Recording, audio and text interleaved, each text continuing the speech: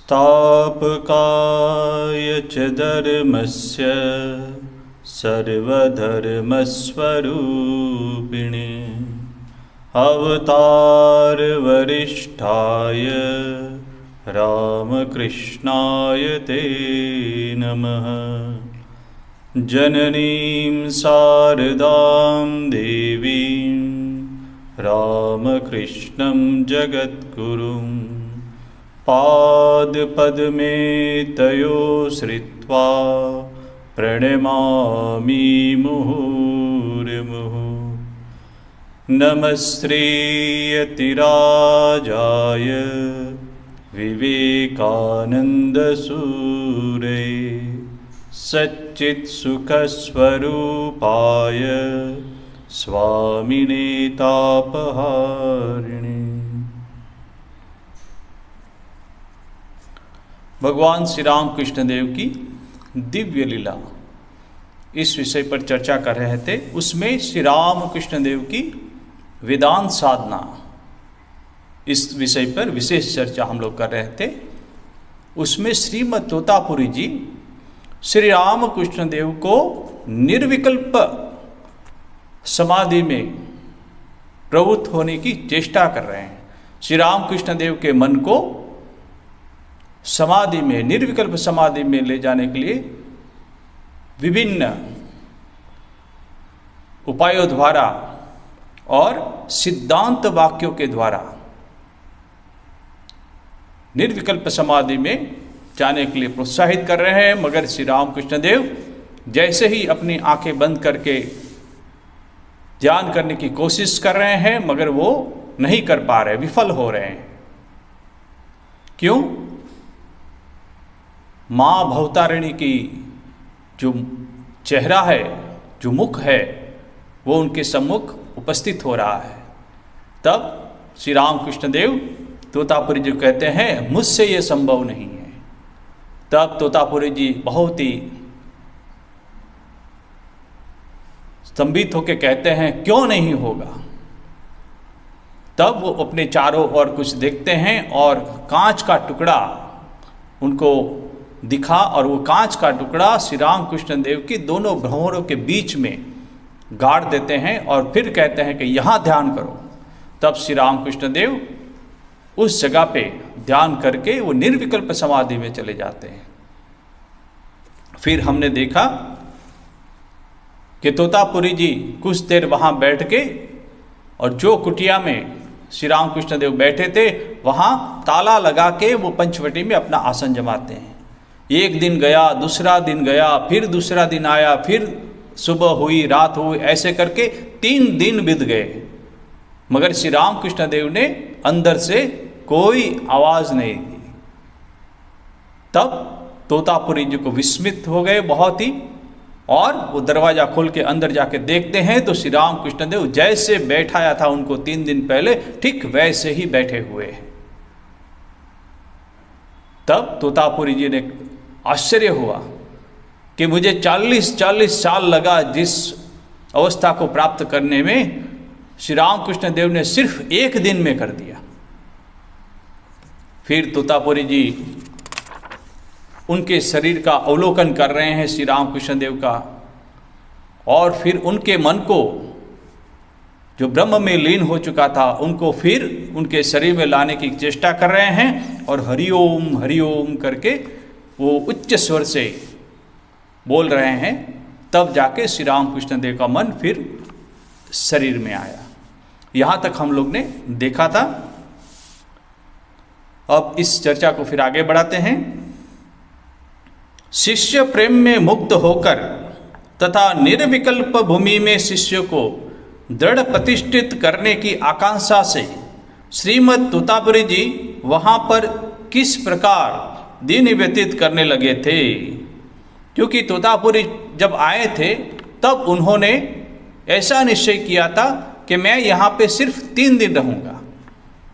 क्योंकि पहली बार जब श्री रामकृष्ण देव को उन्होंने पूछा था, क्या वेदांत की साधना करोगे? क्योंकि मैं ज़्यादा दिन यहाँ रुकने वाला नहीं हूँ, जल्दी से तुम जाओ और अपनी माँ के पुष्ट से आओ, माने माँ भवतारिणी से, और क्या कहते हैं उसको मुझे उत्तर दो।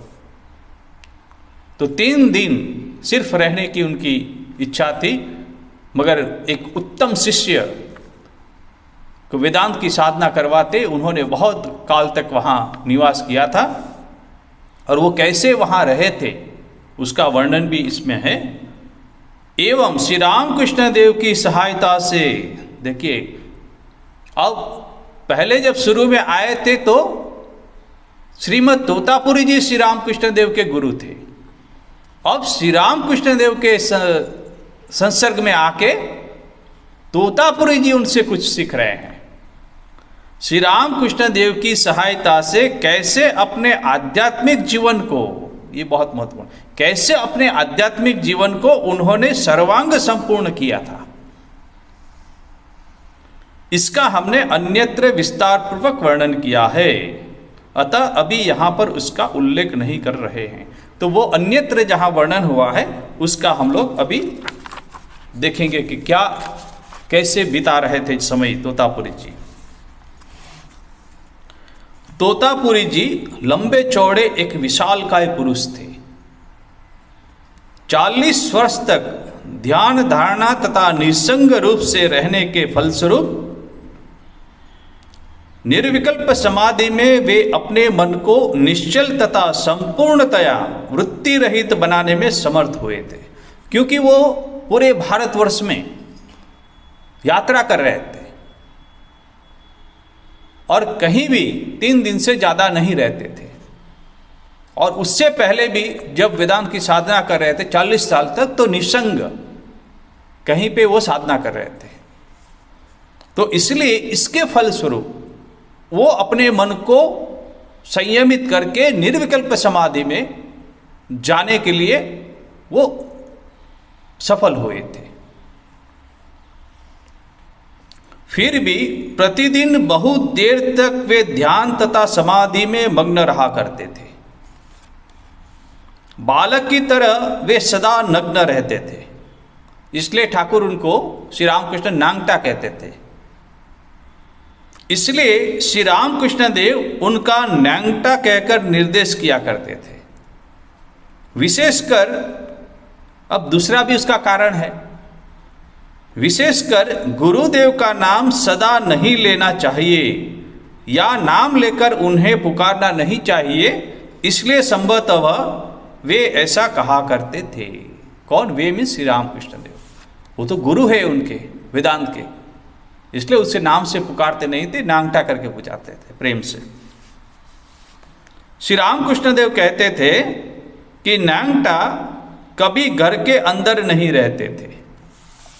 तोतापुरी जी जब पंचवटी में रहते थे तो बाहर ही रहते थे, किसी कुटिया में वगैरह नहीं रहते थे। तथा नागा संप्रदाय के अंतर्गत होने के कारण वे सर्वदा अग्नि की सेवा किया करते थे। नागा साधु अग्नि को महान पवित्र मानते हैं। हम लोग भी जहाँ देखते हैं हरिद्वार, ऋषिकेश या वगैरह वगैरह जहाँ धार्मिक स्थल है, वहाँ पे देखेंगे कि साधु जो है, और विशेषकर नागा साधु है, तो वो अपने सामने एक अग्नि कुंड बनाते हैं और उसमें अग्नि प्रज्वलित करते हैं, उनके सामने बैठ के वो ध्यान धारणा किया करते थे, क्योंकि उनके लिए वो अग्नि बहुत पवित्र चीज है। कुंभ मेला में हम लोग जाएंगे तो देखेंगे कि कितना ही अग्नि कुंड वहाँ होता है, और वहाँ भभूति लगा के चिमटा लेके सब महात्मा लोग बैठे हुए हैं भगवान के चिंतन में, आत्मा के चिंतन में। वे जहाँ कहीं भी रहते, लकड़ी लाकर अपने समीप अग्नि प्रज्वलित कर रखते थे। कहीं भी वो भारत में भ्रमण कर रहे हैं तो अग्नि पर, क्योंकि बहुत पवित्र है उनके लिए। उसी अग्नि को साधारणतया धुनी कहते हैं। नागा साधु साईं प्रातः धुनी की आरती करते हैं। धुनी जहाँ जलाते हैं वहाँ आरती करते हैं सुबह शाम। तथा भिक्षा में उन्हें जो भोज्य पदार्थ मिलते हैं, और वो अपना खुद खाना तो पकाते नहीं हैं, भगवान के में मग्न रहते हैं, तो भिक्षा करने जाते हैं। और भिक्षा में जो खाना मिलता है, जो पदार्थ मिलता है, भोज्य पदार्थ, सर्वप्रथम अग्नि को निवेदन कर फिर स्वयं ग्रहण करते हैं।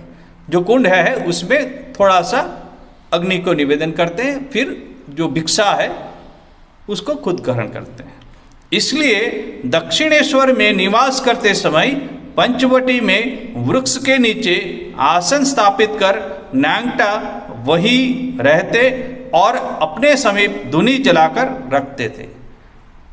ठीक वैसा वो करते थे पंचवटी में। चाहे धूप हो या वर्षा, नांगटा की धुनी समान रूप से जलती रहती है और बारिश में भी वो जलती रहती है। नांगटा का भोजन, शयन सब कुछ उसी धुनी के समीप होता था। वो किसी कमरे में या कुटिया में तो रहते नहीं थे, तो वो धुनी है उसके बगल में ही वो अपना समय बिताते थे। और जब गहरी रात्रि में समग्र बाह्य जगत विश्रामदायिनी निद्रा की गोद में समस्त चिंताओं को भूलकर, माने बाकी सब लोग, संसार के सभी लोग जैसे ही रात्रि होती है तो विश्राम करते हैं, आराम करते हैं, मगर ये श्रीमद् तोतापुरी जी क्या करते हैं? मातृ क्रोड़ स्थित शिशु की भांति सुखपूर्वक सो जाया करता था। कौन? पूरा विश्व। पूरा विश्व एकदम एक शिशु की तरह सो जाता था रात्रि में, किंतु नांगटा उस समय उठकर धुनी को भली भांति चेता कर, अब थोड़ी सी अग्नि जल रही है उसको थोड़ा प्रज्वलित और करके चेता कर सेमुरु की तरह अटल अचल हो आसन पर बैठकर, सुमेरु जो पर्वत है तो सुमेरु पर्वत की जैसे वो एकदम अटल, हिलते नहीं थे, अटल अचल हो आसन पर बैठकर निवात निष्कंप प्रदीप के सदृश। दो उपमा दी गई, एक तो सुमेरु पर्वत की तरह और जो प्रदीप होता है जो बिना हवा का थोड़ा भी नहीं हिलता है, ठीक उसी तरह तोतापुरी जी वहां पे अपने आसन पे बैठे हुए हैं। निवात निष्कंप प्रदीप के सदृश अपने शांत मन को समाधिमग्न कर देते थे। वो समाधि में रहते थे रात्रि में, जब सब सो जाते थे तब। दिन में भी नांगटा बहुत देर तक ध्यान किया करते थे, दिन में भी करते थे, लोगों को कहीं उसका पता न लगे। अब देखिए, लोगों को ऐसा लोग तो जाग गए, सुबह हुई, इनको तो ध्यान करना है, तो उसका उपाय क्या है? तो और एक उपाय करके वो ध्यान करते हैं, तो लोगों को उसका पता न लगे, उसका उन्हें विशेष ध्यान रहता था। इसलिए बहुधा नांगटा को अपने शरीर को सिर से पैर तक चद्दर से ढककर, एक चद्दर है या ब्लैंकेट है, कंबल है, उसे पैर से सिर तक ढक देते थे। और क्या करते थे? धुनी के समीप मृत व्यक्ति की तरह, कोई जैसे मृत हो गया है वैसे वो सो जाते थे, अपने को चद्दर से ढक के। व्यक्ति की तरह लंबा होकर लेटे हुए देखा जाता था, वो लंबा होकर लेट गए। लोग समझा करते थे कि वे सो रहे हैं। अब लोगों को ऐसा लगा कि चद्दर ओढ़ के श्रीमद् तोतापुरी जी सो रहे हैं, मगर सो नहीं रहे, वो सोते सोते ध्यान कर रहे हैं, लोगों को दृष्टि से बचाने के लिए खुद को। और रात को सुमेरु पर्वत की तरह अटल होके सीधा होके बैठते थे। तो दिन रात ऐसे वो ध्यान में मग्न रहते थे। श्री रामकृष्ण देव तथा श्रीमद् तोतापुरी जी के परस्पर भावों के आदान प्रदान करने की बातें। अब देखिए, दोनों के बीच में एक बार वार्तालाप हो रहा है, जो भी बहुत महत्वपूर्ण है। नांगटा अपने साथ एक लोटा, एक लंबा चिमटा तथा एक चर्मासन रखते थे। ये तीन वस्तु उनके साथ रहती थी, तथा उनका शरीर एक मोटी चादर से सदा ढका रहता था, तथा चिमटे को प्रतिदिन मांझकर वे चमकीला बना रखते थे। चिमटा जो होता है उसको चमकीला बनाते थे। उनके नित्य प्रति इस प्रकार के ध्यान अनुष्ठान को देखकर एक दिन श्री रामकृष्ण देव उनसे पूछ ही बैठे। रोज उसके चिमटे को धोते थे और चक चक चमका देते थे। तो श्री राम कृष्ण देव उनको पूछ रहे हैं, आपको तो ब्रह्म की प्राप्ति हो चुकी है, आप तो सिद्ध हो चुके हैं, फिर नित्य ध्यान अभ्यास क्यों करते हैं? आप तो निर्विकल्प समाधि में तो पहले ही चले गए हैं। यह सुनकर वे गंभीरता पूर्वक श्री राम कृष्ण देव की ओर देखकर उंगली से लोटे को दिखाकर बोले, एक लोटा जो है वो भी उनको चमकाते थे बहुत।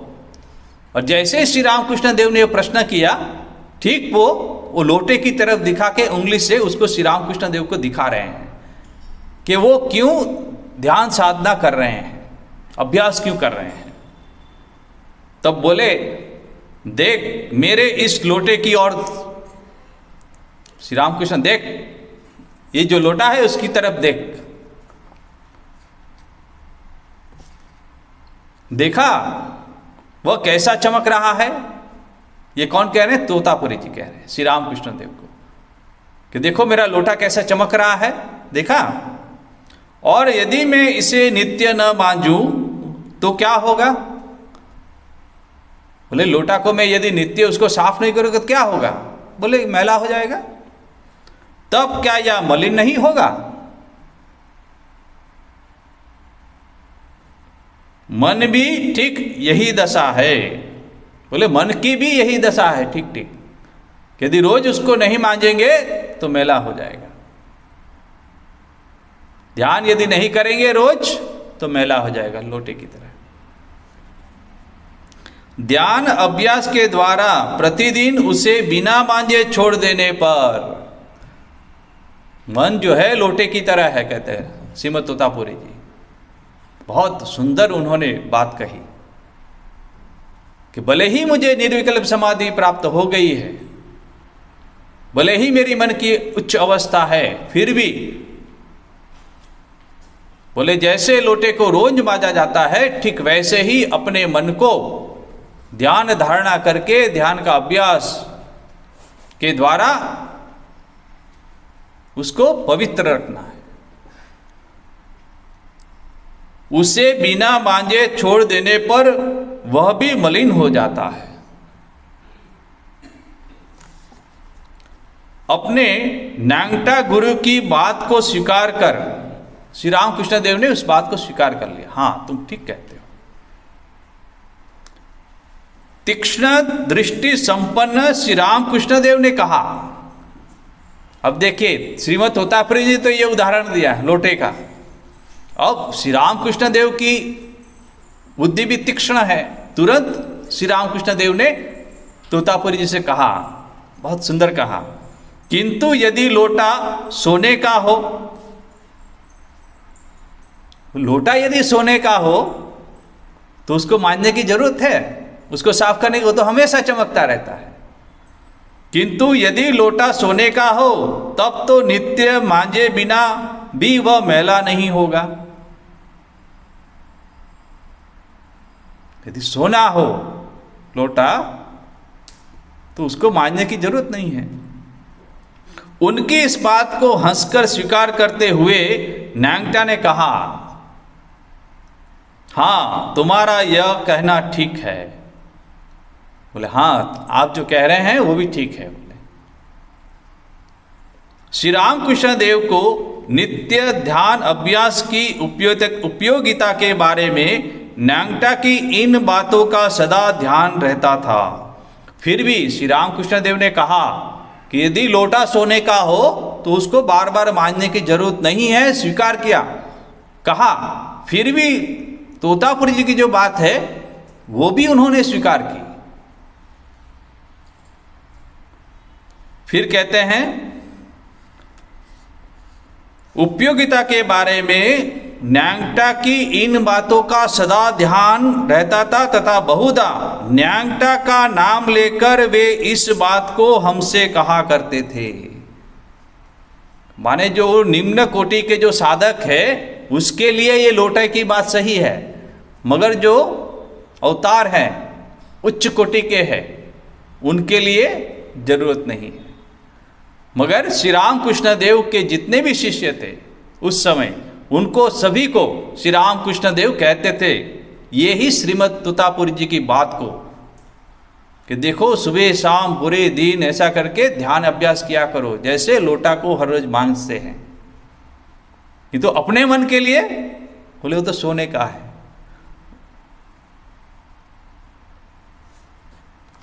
साथ ही हमारी ये धारणा है कि श्री रामकृष्ण देव की यह बात भी, सोने का लोटा कभी मैला नहीं होता, न्यांगटा के हृदय में सदा के लिए अंकित हो गई थी। देखिए दोनों एक दूसरे की बातों को ग्रहण कर रहे हैं। न्यांगटा भी आश्चर्यचकित हो गया कि मेरे मन में तो अभी तक यही धारणा थी कि लोटे को, मन को हर ध्यान धारणा से चमकाना चाहिए। श्री रामकृष्ण देव ने तुरंत कहा कि यदि लोटा सोने का हो तो ये बात भी श्रीमद् तोतापुरी जी के मन में बैठ गई। अब ये इस मन को सोना बनाना पड़ेगा। तो ये गुरु शिष्य के बीच में जो है ना, ये वार्तालाप हो रहा है। ये बहुत महत्वपूर्ण बात है। श्री रामकृष्ण देव के, इसलिए कह रहे ना, श्री रामकृष्ण देव के द्वारा उनका जीवन भी, तोतापुरी जी का जीवन भी आध्यात्मिक जीवन में उत्कृष्ट हुआ। न्यांगटा के हृदय में सदा के लिए अंकित हो गई थी तथा उन्होंने यह अनुभव किया था कि श्री रामकृष्ण का हृदय वास्तव में ही सोने के लोटे की तरह उज्जवल है। श्री रामकृष्ण देव को और आवश्यकता नहीं है।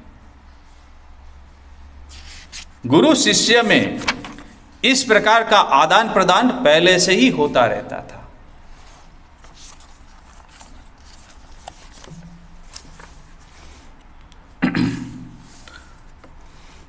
लगातार 11 महीने तक दक्षिणेश्वर में रहने के पश्चात,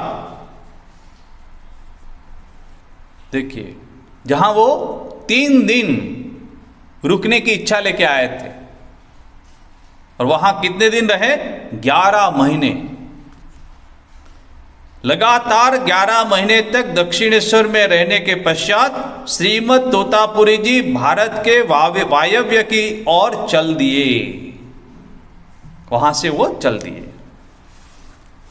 ठीक उस घटना के बाद श्री रामकृष्ण देव के मन में निरंतर निर्विकल्प अद्वैत भूमि में रहने के दृढ़ संकल्प का उदय हुआ। अब ये वेदांत साधना उन्होंने करवा दी। तोतापुरी जी वहां से विदाई ले गए। तब श्री रामकृष्ण देव को इच्छा हुई कि निर्विकल्प अद्वैत भूमि में उनको रहना है। ये संकल्प उसके मन में हुआ। किस तरह उन्होंने उस संकल्प को कार्य रूप में परिणित किया था? जीव कोटि के अंतर्गत साधकों का तो कहना ही क्या, बोले जीव कोटि जो है उसका तो कहना ही क्या, अवतार सदृश उच्च अधिकारी वर्ग भी, बोले अवतार जो आते हैं ऐसे उच्च अधिकारी जो होते हैं, ऐसे वर्ग भी दीर्घ काल तक जिस घनीभूत अद्वैत अवस्था में नहीं रह पाते हैं, इतने उच्च अधिकारी वो भी अद्वैत जो भाव है भूमि है उसमें दीर्घ काल तक नहीं रह पाते। निर्विच्छिन्न रूप से उस भूमि में 6 महीने तक, 6 महीने तक, 6 महीने तक उन्होंने कैसे अवस्थान किया था, तथा उस समय एक साधु पुरुष ने, अब ये जो संकल्प हुआ श्री रामकृष्ण देव के मन में निर्विकल्प अद्वैत भूमि में रहने का, तो उन्होंने शुरू कर दिया। अब तोतापुरी जी तो चले गए। अब उस अवस्था में जब श्री रामकृष्ण देव थे तो उनको तो कुछ शरीर का बोध ही नहीं है। तो मां भवतारिणी की इच्छा से वहां पे एक साधु पुरुष ने काली मंदिर में उपस्थित होकर कहाँ से कैसे एक साधु आ गए और दक्षिणेश्वर में उपस्थित हो गए। उपस्थित होकर श्री रामकृष्ण देव के द्वारा आगे चलकर विशेष रूप से लोक कल्याण साधित होगा। ये जो साधु आए थे वो भी उच्च कोटि के थे। उन्होंने तुरंत श्री रामकृष्ण देव की अवस्था को पहचान लिया और उन्होंने देखा कि इस महापुरुष के द्वारा मां भवतारिणी की इच्छा से कोई लोक कल्याण साधन होने वाला है। तो उन्होंने क्या किया, यह जानकर 6 महीने तक वहां रहकर, वो जो साधु आए थे पुरुष, वो भी वहां 6 महीने तक रहे पंचवटी में। वो तो ऐसे ही घूमने के लिए आए थे, मगर श्री रामकृष्ण देव की अवस्था देखकर और पहचान जाने के बाद कि इसके द्वारा कोई लोक कल्याण साधित होगा, तो वो भी फिर वहां रह गए। 6 महीने तक वो श्री रामकृष्ण देव के पास रहे। 6 महीने तक वहां रहकर विभिन्न उपायों से किस तरह उनके शरीर की रक्षा की थी, श्री रामकृष्ण देव की शरीर की रक्षा की थी। नहीं तो साधारण जो साधक होते हैं वो तो कुछ ही दिन में उनका तो शरीर चला जाता है, निर्विकल्प अद्वैत भूमि में रहने के बाद। अगर मां की इच्छा से ये साधु पुरुष का आगमन हुआ श्री रामकृष्ण देव की रक्षा के लिए, शरीर रक्षा के लिए। शरीर की रक्षा की थी, इसका विवरण हमने अन्यत्र दिया है, तो इसका भी हम लोग एक बार देख लेते हैं कि वो साधु पुरुष ने श्री रामकृष्ण देव को कैसे सहायता प्राप्त की थी। 21 दिन तक, तो 6 महीने श्री रामकृष्ण देव रहे थे। कहते हैं 21 दिन तक जिस भाव में अवस्थान करने से शरीर नहीं रहता है, उस भाव में 6 महीने तक रहना। 21 दिन में ही तो वो शरीर चला जाता है, क्योंकि मन तो शरीर में है ही नहीं, वो तो ऊपर चला गया। इस निर्विकल्प भूमि में 6 महीने तक निरंतर श्री रामकृष्ण देव ने अवस्थान किया था। 6 महीने तक वे कहा करते थे, कौन? भगवान श्री रामकृष्ण देव कहा करते थे, साधारण जीव जिस अवस्था में पहुंचकर पुनः वहां से वापस नहीं आ सकता। यदि साधारण साधक है तो वो साधक निर्विकल्प अद्वैत भूमि से 21 दिन के बाद वापस नहीं आ सकता है, उनका शरीर चला जाता है। केवल 21 दिन तक रहने के बाद कैसे होता है, तो उदाहरण दे रहे हैं कि जो साधक निर्विकल्प अद्वैत भूमि में 21 दिन तक रहेंगे तो क्या होता है, कहते हैं कि 21 दिन तक रहने के बाद सूखा पत्ता जिस प्रकार अपने आप पेड़ से झड़ जाता है, उसी प्रकार उसके शरीर की भी दशा होती है। 21 दिन तक शरीर का ज्ञान ही नहीं है तो अपने आप वो शरीर वहां से चला जाता है। सूखा पत्ता जैसे गिर गया वैसे गिर जाता है। वहां में 6 महीने तक अवस्थित था, ये भगवान श्री रामकृष्ण देव खुद कह रहे हैं। कहां 21 दिन और कहां 6-6 महीने, कल्पना कीजिए किस तरह दिन रात व्यतीत हो जाते थे। पहले भी हम देख रहे हृदय की अत्यंत व्याकुलता से जब मां भवतारिणी का पहले दर्शन कर रहे हैं, तब भी कब सूर्य उदय हुआ कब सूर्य अस्त हुआ उनका श्री रामकृष्ण देव को कोई भान ही नहीं था। रगड़ रहे हैं अपने गाल को जमीन में, रक्त बह रहा है कि मां और एक दिन चला गया तुमने दर्शन नहीं दिए। वैसी ही अवस्था फिर उनके मन में उपस्थित हुई है कि 6-6 महीने तक कब दिन निकला और कब दिन अस्त हुआ। किस तरह दिन रात व्यतीत हो जाते थे इसका मुझे कोई पता नहीं चलता था। शरीर का बोध ही नहीं है, तो ब्रह्म में लीन है। मृत व्यक्ति के मुंह, देखिए कितना भयंकर ये विवरण है। बोले जैसे मृत व्यक्ति, डेड बॉडी, जैसे मृत व्यक्ति के मुंह तथा नाक के अंदर जैसे मक्खियां घुस जाती है। नाक में मक्खी घुस जाती हैं, मुंह में मक्खी, यदि मुंह खुला है मृत व्यक्ति का तो मक्खियां घुस जाती है। मृत व्यक्ति को उससे कोई फर्क नहीं पड़ता है, कोई स्पंदन नहीं, कोई प्रतिक्रिया नहीं। ठीक वैसे ही नाक के अंदर जैसे मक्खियां घुस जाती है, मेरी भी वही स्थिति थी।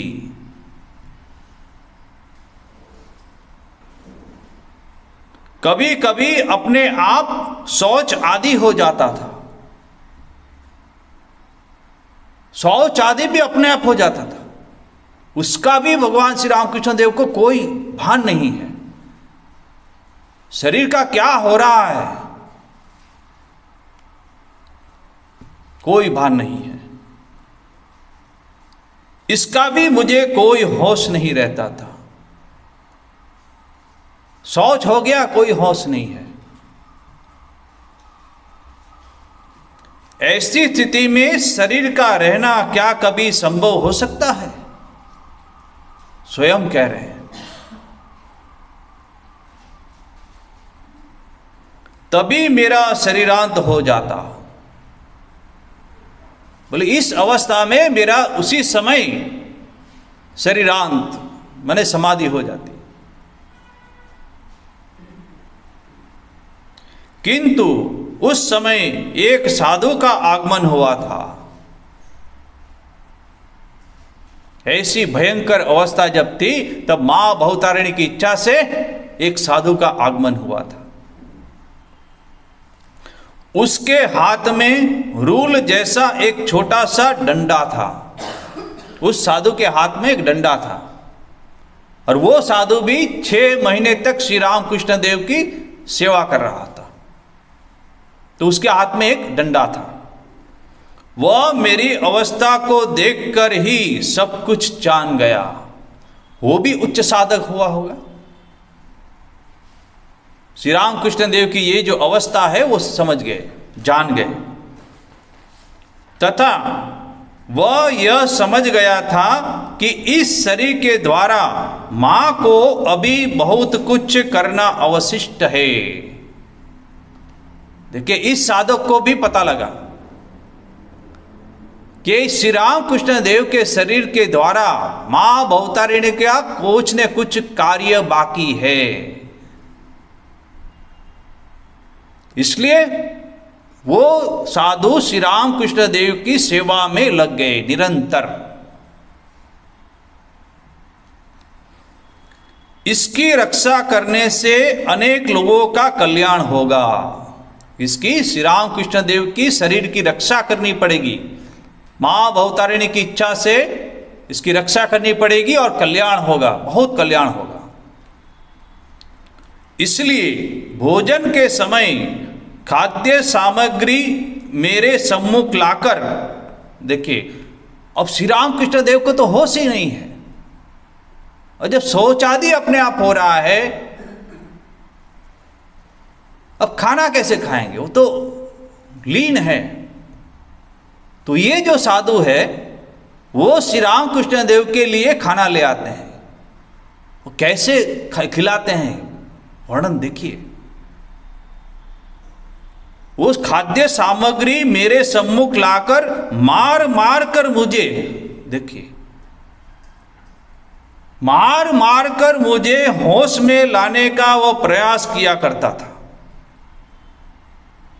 होश ही नहीं है। वो साधु श्री रामकृष्ण देव को मार मार कर उसको खिलाने की कोशिश कर रहे हैं कि अपने मन को नीचे लाइए और कुछ मुंह में डालिए, और उसके लिए उसको प्रहार करना पड़ रहा है श्री रामकृष्ण देव के शरीर के ऊपर। श्री रामकृष्ण देव खुद कह रहे हैं, ये वर्णन खुद है बोले मार मार कर मुझे होश में लाने का वो प्रयास किया करता था कि जैसे ही कुछ होश आए कुछ उसके मुंह में डाल दो। खाद्य सामग्री पास में ही रखता था और जैसे ही मुंह खोलेंगे श्री रामकृष्ण जी, थोड़ा मन उनका जब नीचे आएगा मैं उसके मुंह में कुछ खाद्य सामग्री डाल दूं तो आज के दिन के लिए उसका शरीर की रक्षा हो जाएगी, क्योंकि अन्न जरूरी है। कुछ होश होते देखते ही, देखिए जैसे उन्होंने प्रहार किया और श्री रामकृष्ण देव को थोड़ा सा होश आया तो उन्होंने देखा कुछ होश होते देखते ही बलपूर्वक वह मेरे मुंह में उन वस्तुओं को ठोस देता था। श्री रामकृष्ण ऐसा नहीं कि अपनी इच्छा से मुंह खोल रहे हैं, तब भी वो समाधि में है, मगर थोड़ा सा स्पंदन कुछ हुआ, कुछ मुंह खोले, जोर से वो खाना जो है उसमें ठूस देता था। इस तरह किसी दिन भोजन का कुछ अंश मेरे पेट में पहुंच जाता था। अब जितना ठोसा, अब कितना ठोसेंगे, उसमें उसका कुछ अंश बोले मेरे गले से उतर के मेरे पेट में उदर में चला जाता था। और किसी दिन कुछ भी नहीं, कभी कभी जाता था और कुछ दिन कितना भी प्रयास करने के बाद वो अन्न गले से उतरता ही नहीं। और होश होगा तब तो, उसको तो गलना है ना, कितना भी ठोसिए यहां अटक गया, उधर में गया ही नहीं, पूरा दिन ऐसे ही चला गया। श्री रामकृष्ण देव कहते हैं कि किसी दिन कुछ भी नहीं, कभी कभी वो सफल होता था वो साधु खिलाने के लिए। इस तरह 6 महीने व्यतीत हुए थे। 6 महीने कितना लंबा समय है। और ये साधु की सेवा तो देखिए,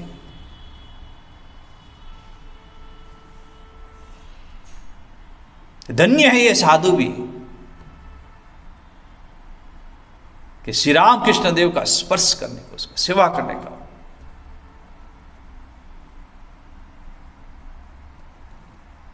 छह महीने तक रोज उसको खिलाना, रोज उनकी सेवा करना, शौच आदि हो जाता था तो उसको भी साफ करता होगा। 24 घंटा उसके ऊपर निगरानी रखते थे वो साधु कि कैसे भी करके श्री रामकृष्ण देव का शरीर जो है उसको रक्षा करनी है, क्योंकि मां भवतारिणी की इच्छा है, उसका कुछ कार्य अभी कुछ बाकी है। उसने स्वयं अपने ऊपर वो कार्य ले लिया था। यह भी बहुत महत्वपूर्ण बात है। ये साधु को किसी ने नहीं कहा था कि जाओ श्री रामकृष्ण देव की जाके सेवा करो, या भवतारिणी ने उसको कुछ दर्शन दिए थे, ऐसा तो यहां कुछ वर्णन है नहीं। वो तो अपनी इच्छा से, अपनी साधना से वो समझ गया कि ये महापुरुष जो है उसके द्वारा कुछ लोक कल्याण साधन होने वाला है, इसलिए स्वयं वो श्री रामकृष्ण देव की सेवा में लग गए। 1 दिन नहीं, 2 दिन नहीं, 1 महीना नहीं, 2 महीना नहीं, 6 महीने तक लगातार।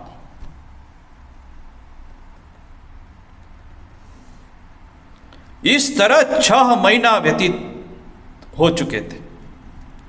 तदंतर उस अवस्था के चले जाने के कुछ दिन बाद, अब 6 महीना जब खत्म हो गया और वो जो अवस्था थी वो जब खत्म हो गई, उस अवस्था के चले जाने के कुछ दिन बाद मां की वह वाणी मुझे सुनाई पड़ी। मां ने वाणी सुनाई दी श्री रामकृष्ण देव को, कहें अरे तू भावमुखी रहा। ये भावमुखी रहा, इसकी चर्चा हम लोग पहले कर चुके हैं। पहले भी श्री रामकृष्ण देव की ऐसी, हलदारी ने जब मां काली को तामसी कहा था, तब श्री रामकृष्ण देव मां के पास जाके कहते हैं कि अरे मैं अनपढ़ हूं, मैं मूर्ख हूं, इसलिए तुमने क्या मुझे ठग लिया? ऐसा क्या ठगना उचित है? रो रहे हैं श्री रामकृष्ण देव। तब श्री रामकृष्ण देव को फिर वाणी हुई थी कि तू भावमुखी रहे, भावमुखी रखा। ये बहुत महत्वपूर्ण बात है, भावमुखी रहना। निर्विकल्प अद्वैत भूमि में जाने के बाद भी श्री रामकृष्ण देव अपने मन को जब नीचे लाते हैं तो भावमुखी रहा। मां काली ने कहा कि तुम भावमुखी रहो, भावमुखी रहो, भावमुखी रहा। लोक शिक्षा के लिए तू भावमुखी रहा। ये मां भवतारी ने श्री रामकृष्ण देव को कहा। उसके पश्चात मुझे रक्त आंव का रोग हो गया। अब 6-6 महीने तक जिसको शरीर का बोध नहीं है, भोजन की खाने की कोई इच्छा नहीं है, तो उसके पेट का अवस्था तो ऐसी ही होगी। रोग हो गया श्री रामकृष्ण देव को, रक्त आंव का रोग हो गया। पेट में ऐंठन तथा घोर यातना होने लगी। बहुत दुख रहा है पेट में। इस प्रकार रोगग्रस्त हो प्रायः 6 महीने तक कष्ट भोगने के बाद, 6 महीने तक श्री रामकृष्ण देव कष्ट भोगते रहे। कष्ट भोगने के बाद तब कहीं धीरे धीरे शरीर की ओर मेरा मन आकृष्ट होने लगा। धीरे धीरे जो अद्वैत भाव भूमि था, धीरे धीरे वो मन जो है शरीर में आने लगा, आकृष्ट होने लगा। साधारण मानवों की तरह चेतना का संचार हुआ। फिर शरीर में चेतना का संचार हुआ, नहीं तो वो तो समाधि मग्न रहते थे। अन्यथा रह रहकर मेरा मन अपने आप दौड़कर उस निर्विकल्प स्थिति में पहुंच जाया करता था। अपने आप पहुंचाया जाता था। और बाकी इतिहास में जितने भी साधक को आप लीजिए, वो इच्छा करके, जोर लगाकर, सिद्धांत वाक्यों को सुन के, साधन करके अपने मन को वो निर्विकल्प समाधि में ले जाने की कोशिश कर रहे हैं। और वो तोतापुरी जो 40 साल लगा सिद्धांत वाक्य पढ़ के और तपस्या करके 40 साल के बाद, और श्री राम को देव कह रहे हैं अपने आप दौड़कर, अपने आप मेरा मन बोले निर्विकल्प समाधि में जा रहा है। और वो मन को श्री राम कृष्ण देव को जोड़ करके धरातल में लाना पड़ता था। उल्टा है।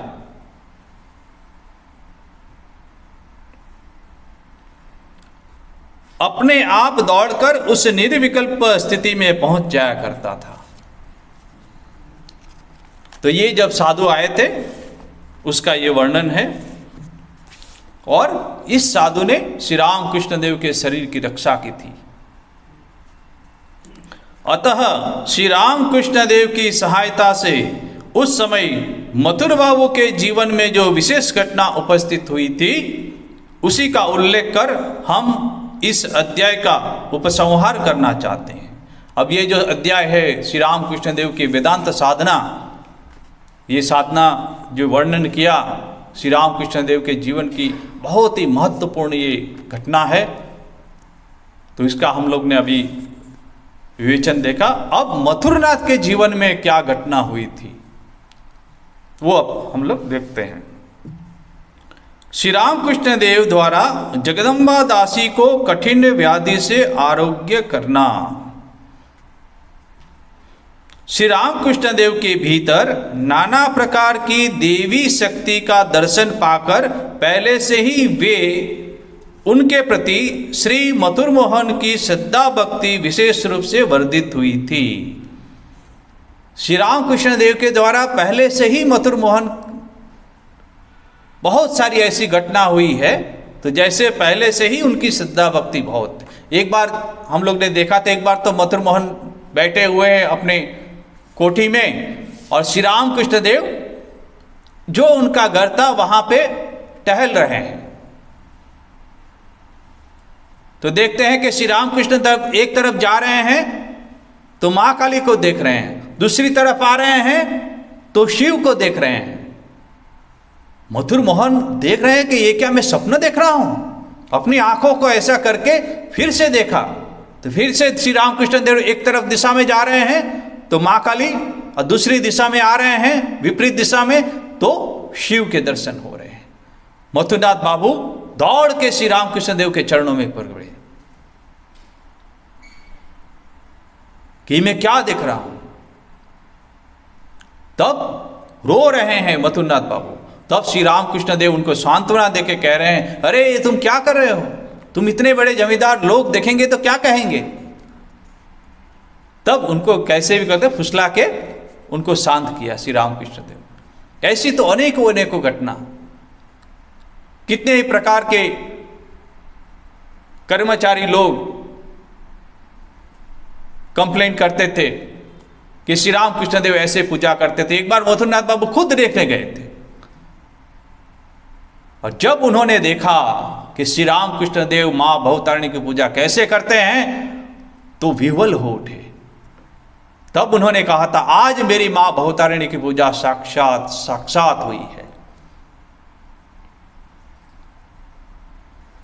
तो ऐसे मथुरनाथ के मन में पहले से ही श्रद्धा भक्ति उत्पन्न हुई थी। उस समय की एक घटना के द्वारा उनकी वह भक्ति और भी अधिक रूप से अटल हुई थी। ये जो घटना हम लोग चर्चा करने जा रहे हैं, तथा सदा के लिए वे श्री रामकृष्ण देव के शरणागत बने गए थे। मथुर मोहन जी की द्वितीय पत्नी श्रीमती जगदम्बा दासी इस समय संग्रहणी रोग से आक्रांत हुई थी। पहली पत्नी का अवसान होने से दूसरी पत्नी जो है उनको बहुत ही एक रोग हो गया था, उसका नाम है संग्रहणी रोग। रोग क्रमशः इतना अधिक बढ़ गया था कि कलकत्ता के प्रसिद्ध वैद्य डॉक्टर आदि उनके उपचार के संबंध में पहले संशयान्वित तथा बाद में हताश हो गए थे। ये जो रोग हुआ था, बड़े बड़े डॉक्टर वैद्य सब, क्योंकि वो तो जमींदार थे, रानी रासमणी के दामाद थे, उनको कोई अभाव नहीं था। बड़े बड़े डॉक्टर को उन लोग ने आमंत्रित किया था, मगर पहले तो संशय हुआ कि अब ये नहीं बचेंगे। फिर तो एकदम ही हताश हो गए कि नहीं, अब कुछ नहीं होने वाला। हमने श्री रामकृष्ण देव से सुना है कि मथुर मोहन जी देखने में रूपवान थे, किंतु गरीब घराने में उनका जन्म हुआ था। उनको रूपवान देखकर ही रानी रासमणी ने सर्वप्रथम उनके साथ अपनी तीसरी पुत्री श्रीमती करुणामयी का विवाह किया था, तथा उस पुत्री के देहांत हो जाने पर पुनः उन्होंने अपनी छोटी पुत्री जगदम्बा दासी के साथ उनका विवाह कर दिया था। तो यह हम लोग ने पहले देखा है। अतः विवाह के बाद ही श्री मथुर मोहन जी की स्थिति में परिवर्तन हुआ था और वे स्वयं अपनी बुद्धिमत्ता तथा कार्यकुशलता के द्वारा, क्योंकि भले ही वो गरीब घराने के थे मगर मथुर मोहन जी को बहुत ही कार्यकुशल थे, इसलिए रानी रासमणी की जितनी भी जायदाद थी वो सब मथुरनाथ बाबू उसका व्यवहार देख रहे थे। इसलिए रानी रासमणी ने पहली पुत्री का देहांत होने के बाद दूसरी पुत्री का भी उनको दे दिया, विवाह करवाया।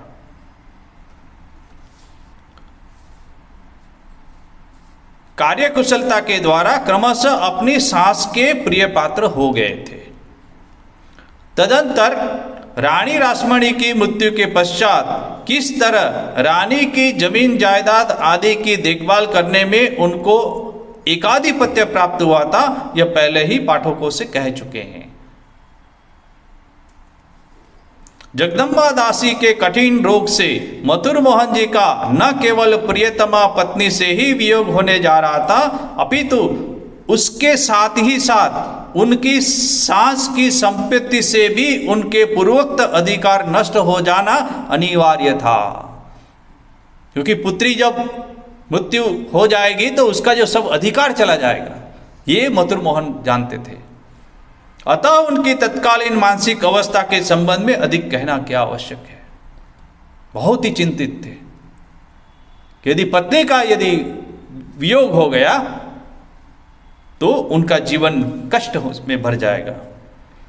रोगी की स्थिति को देखकर जब वैद्य डॉक्टर जवाब दे गए, तब मथुर मोहन व्याकुल होकर दक्षिणेश्वर पहुंचे तुरंत दौड़े दक्षिणेश्वर तथा काली मंदिर में श्री जगन्माता को प्रणाम कर श्री रामकृष्ण देव को ढूंढने के लिए पंचवटी गए। उनकी उस समय की उन्मत्त जैसी अवस्था देखकर श्री रामकृष्ण देव ने यत्नपूर्वक उन्हें अपने समीप बिठाया और उसका कारण पूछा। तब मथुर मोहन उनके चरणों में गिर पड़े और आंखों में आंसू भर गदगद कंठ से सारी बातें निवेदित कर अत्यंत दीनता के साथ कहने लगे, मेरा जो कुछ होतव्य है, मथुरनाथ बोले, मेरा जो कुछ होना है हो वही होने जा रहा है, किंतु बाबा, देखिए, किंतु बाबा, बाबा मिस ठाकुर जी को कह रहे, किंतु बाबा मुझे तुम्हारी सेवा के अधिकार से भी वंचित होना पड़ेगा।